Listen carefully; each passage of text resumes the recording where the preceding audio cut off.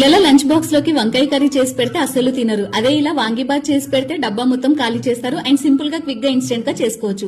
Stove on చేసుకుని pan లోకి 1 table spoon పచ్చిశనగపప్పు మినపప్పు వేసుకుని ఫ్రై చేయండి.